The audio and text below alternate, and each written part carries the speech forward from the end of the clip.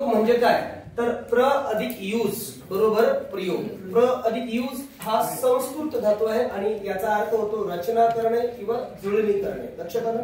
मग कशाची रचना?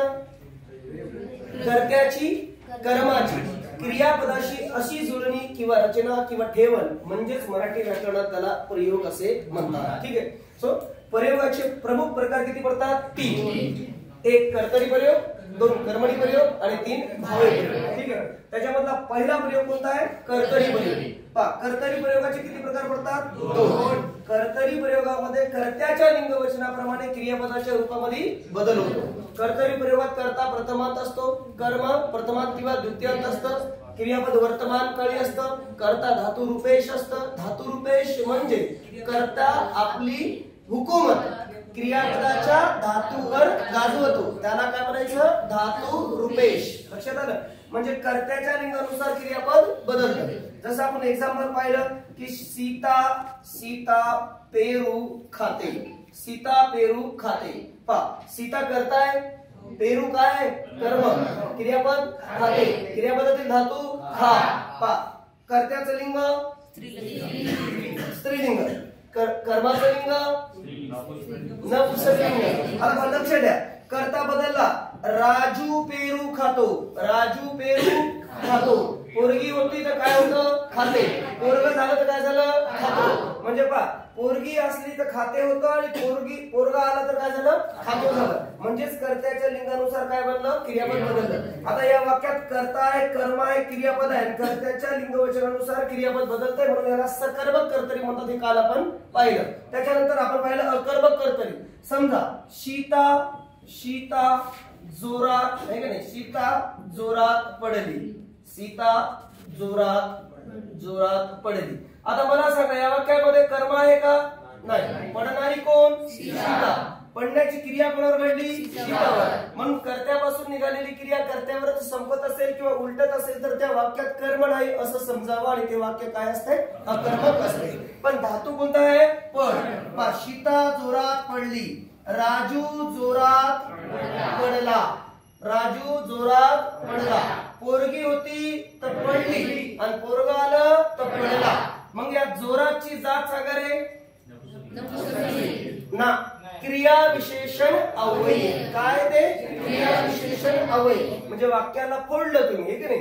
एक कर्ता, क्रिया विशेषण अव्यय आणि क्रियापद. ठीक आहे. अशा रीतीने आपण काल काय पाहिलं? कर्तरी प्रयोग पाहिला. आज आपण कर्मणी प्रयोगाचा अभ्यास करणार आहोत मुळात. ठीक आहे. लक्ष द्या. कर्मणी प्रयोग म्हणजे काय?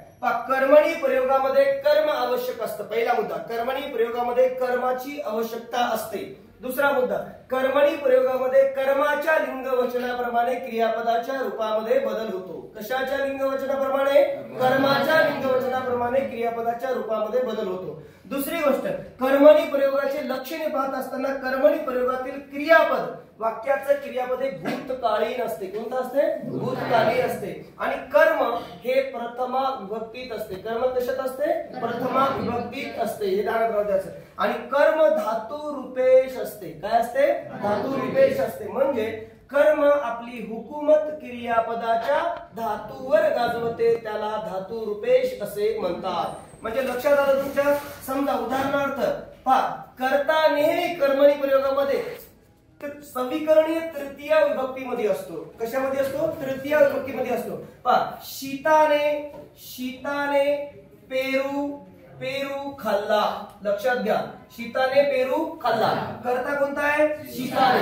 याचा कर्तरी प्रयोग होईल का? नाही. त्याचं मुख्य कारण काय? कर्ता विभक्ती प्रत्ययात आहे आणि कर्म विभक्ती प्रत्ययात आहे का? नाही. क्रियापदाचा काळ सांगा? भूतकाळ. खाल्ला म्हणजे कोणता काळ? भूतकाळ. साधा भूतकाळ का? हो, साधा भूतकाळ. याचा चालू भूतकाळ करा बरं. सीता पेरू खात आहे का?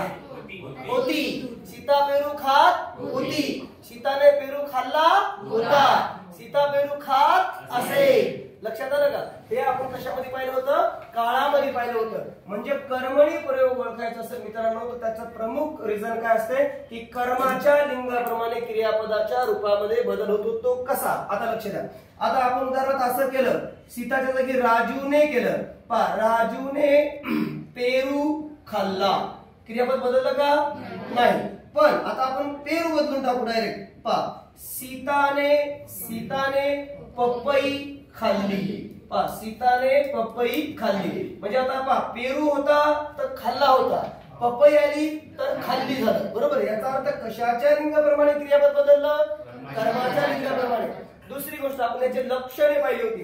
लक्षण काय याचं? पहिलं लक्षण, क्रियापद हे भूतकाळी नसते, कर्म प्रथमा विभक्ती नसते, कर्माच्या लिंगानुसार क्रियापद बदलते, वाक्यात कर्म आवश्यक असते.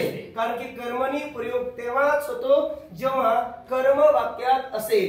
मग आता कर्मणी प्रयोगाचे प्रकार पडतात. पहा, एक पडतो प्रधान कर्तृ कर्मणी, दुसरा पडतो शक्य कर्मणी, तिसरा पडतो समापन कर्मणी, चौथा पडतो पुराण कर्मणी, हे की नाही, अशा प्रकारचे. आणि एक पडतो नवीन कर्मणी किंवा कर्म कर्तरी. बरोबर. कर्म कर्तरी किंवा नवीन कर्मणी प्रयोग असतो. अशी याचे किती प्रकार पडतात? किती? 4-5 प्रकार पडतात. ठीक आहे. मग आता आपण वन बाय वन काय करू, याचं लिहून घेऊ. ठीक आहे.